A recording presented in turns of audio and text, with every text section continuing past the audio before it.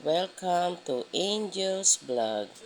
Please like, subscribe, and follow Angel's Vlog. Guys, subscribe nyo po. Hi mga kamami Angel. Ayan, nagpunta po ako sa OC Grocery.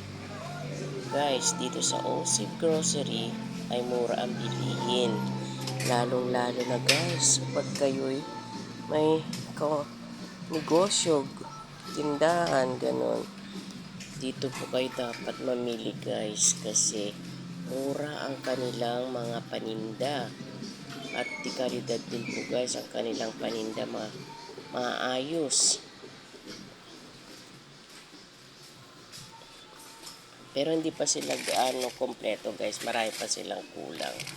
Pero yung mga basic needs natin na pang araw-araw, meron po sila guys, mga kape-kape, sabon, shampoo, toothpaste, at may bigas din po sila guys. At frozen foods, meron din sila. Kaya kung hanap nyo ay basic needs lang natin pang araw-araw, ay meron din sila. Kaya tara, mamili tayo sa O-Save Grocery. Kung kayo may O-Save Grocery na sa inyong lugar, try nyo guys. At nag-a-accept din po sila guys. Kung wari yung nakuha nyong item hindi maganda, pwedeng return, palit item din guys. Yun lang guys.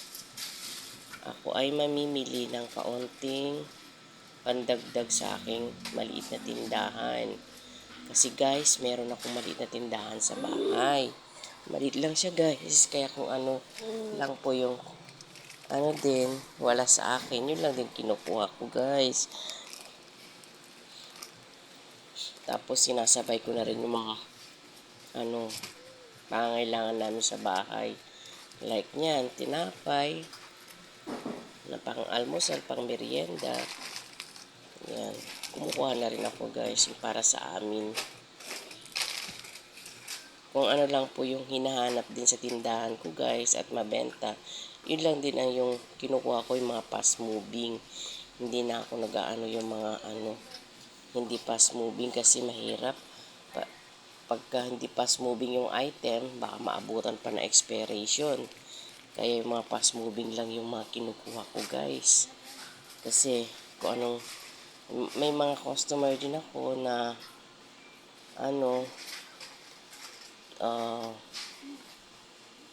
ang gusto lang nila ay yung mga soft drinks, ganun.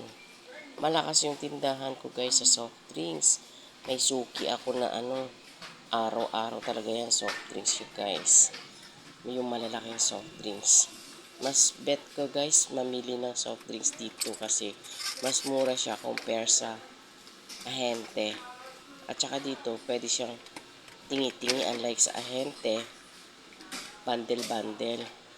Pagka ganyan na 1.5 guys medyo mahal na rin. Pag kumuha ka ng bundle, maabot ng 700 plus. At least dito, kung magkano lang yung dala mong pera, pwede kang bumili ng palima-lima, anim, ganon. Yan lang ginagawa ko guys. Tapos pag naman, ubos na bili uli ako. Kasi malapit lang kasi kami guys sa O-Save. Walking distance sa amin. Kaya okay lang sa akin. Hindi na ako namamasahe. Kaya mas bet ko yung ganitong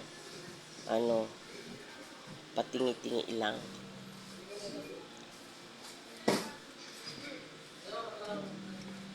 May mga mineral din sila, may mga alak. Pero guys, di ako nagtitinda ng alak. Wala akong panindang alak. Puro lang, mga basic needs natin na pang araw-araw. Tapos, konting, kut-kutin. Hindi ako nagtitinda ng mga pang bisyo.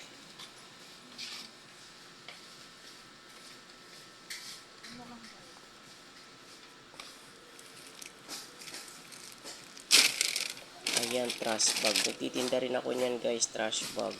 Kasi may mga customer ako lagi naghahanap ng trash bag. Siyempre, lagayin ng basura. Kaya nag-aano ako ng trash bag. Everyday needs din natin yung trash bag guys. Kasi syempre pag may basura dyan ilalagay. Para malinis, maayos.